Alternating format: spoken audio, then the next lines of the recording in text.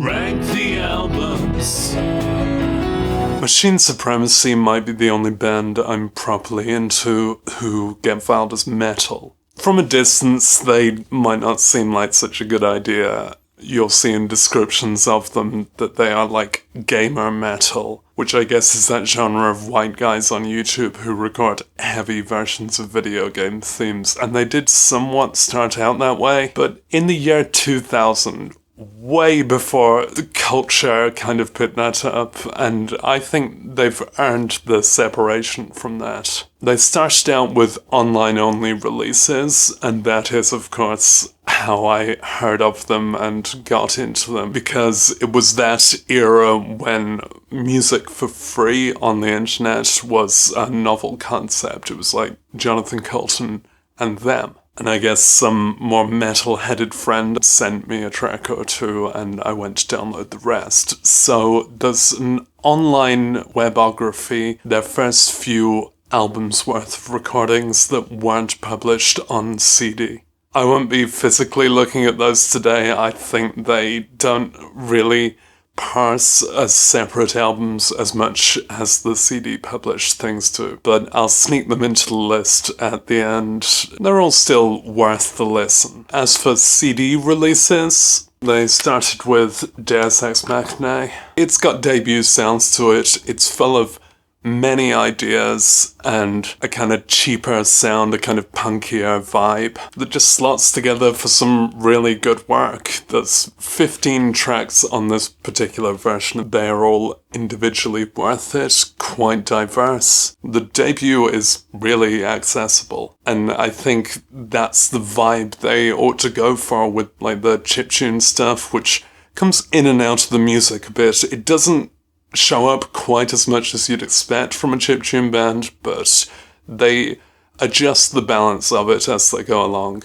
It's a very strong debut. Redeemer is one that I've kind of struggled with. It's got a much harsher sound. It's like they chose their harshest tracks available and threw them all together. There's less variety to it. One by one, these are still really strong tracks, but piled together as an album, it's not as interesting. This has to go below. I do really like I Know the Reaper. I think that stands out. It feels like an 80s band might have done it. It just has a separate discipline to the rest of their work. As unashamedly pop as the best of their work, which you can still find on the debut and online albums. Redeemer had 2 separate CD releases, and it wasn't until I found the longer one that I really got the album. I know I said my problem with it is that it's a pile of harsh sounds together, and this is a version with more of those harsh sounds, but it's just more cogent as a piece, and in the way that they are strong songs one by one, there's more of them here. The one track that's missing from this, that's on the white version, is also really good, but what are you gonna do? Publish everything on one disc that could easily fit them?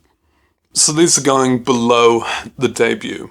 That brings us to Overworld, which is ridiculously good. Maintains the higher production quality they've got from being on a record label rather than self-publishing, and brings back the songwriting integrity that just makes it really accessible and driven hard rock / metal. I never know quite where the line is drawn between those materials. Maybe it's a transition metal. It's easy to consider this album their masterwork, and I still largely do, but we'll get back to that a bit later.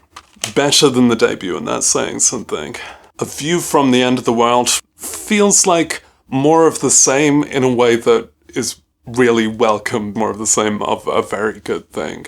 It's not quite as perfect a holistic product as the previous one, but it's got force feedback on there, and the second half of it unfolds into some shamelessly fun pop metal that's all very welcome. Whatever makes power pop is in this band. You could call it power metal, power rock, or just power. There's some lovely and even quite cute songs toward the end there, and then they bring it back to a heavy ending with Remnant. A really good piece of work. I think I'm putting it just above the debut there. Machine Supremacy have a pretty good track record of publishing a full album every 2 years. And these guys have day jobs and also touring. As we go forward, there's Rise of the Digital Nation. It's the first album of theirs to feel slight. There's only 10 tracks on there and one is a kind of filler instrumental. At this point, you start to notice the auto-tune a bit much. His voice early on was quite wild and needed taming down. Somewhere around Overworld, he got the perfect balance. It's still aesthetically reasonable for a band with such a digital theme to use a bit of auto-tune, but it's got to an extent where it impairs the music a bit and it sounds like it's trying to rewrite what his voice is like. That said, this is a strong little pile of pop songs. When I say pop songs, it's not like they lack a backbone at all. It's inherently a compliment in this context. This is a band making stuff that's really pleasant to listen to. Maybe their vibe is getting a bit thin at this point. This was published in 2012, and they were still on about a kind of gamer identity thing, which of course 2 years later, gamer identity on the internet became a very toxic concept. Machine Supremacy didn't have to see that coming, but it was a good time to move on into a different vibe and just feel a bit less adolescent. This still stands up, but they couldn't have done another one like this straight after. That's going just below the debut. This brings us to Phantom Shadow, which is still on the every 2 years schedule, but this is a massive product. There's 16 tracks to this, and it's a concept album. Sure, you can't really tell what the concept is from the songs, because that's often the weakness of concept albums. They've clearly planned out the characters, but this is not the complete story. It may sound a bit like Ready Player One level. And for a band who invites one guest vocalist per album, they could have really honed in on that and brought the characters to life. I see how these are still meant to be Machine Supremacy songs that the same singer can sing live. The lyrics are a bit crammed in because they're all from first-person perspective from various characters. It loses a bit of song-by-song accessibility like that. Maybe it needed a graphic novel or a book or a movie or something. If there's a story to tell, then I hope they can afford to tell it. Any kind of niggles like that, though, are just irrelevant when the music is so strong. It's the band at the top of their game. I feel like I might change my mind on this, but the musical strength of this might put it right at the top of the pile. There are some recycled musical ideas. I mean, there's one really overt one, but maybe you can call it upcycling. As a suite itself, which they were entitled to make at this point, it really works. And at the time of recording this video, I think I may prefer it to Overworld, so it can go over Overworld.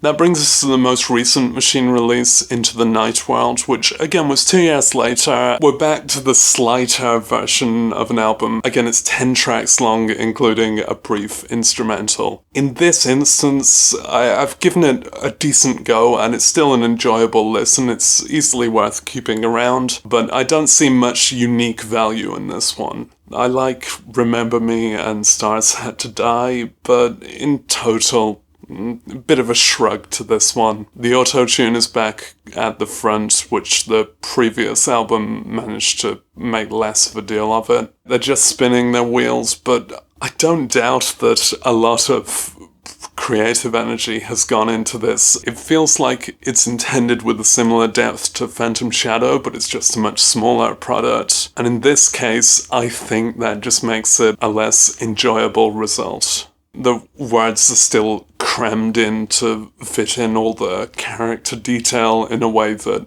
makes for less of a sing-along. It's still worth the listen, but I think I'd have to call it their poorest offline release.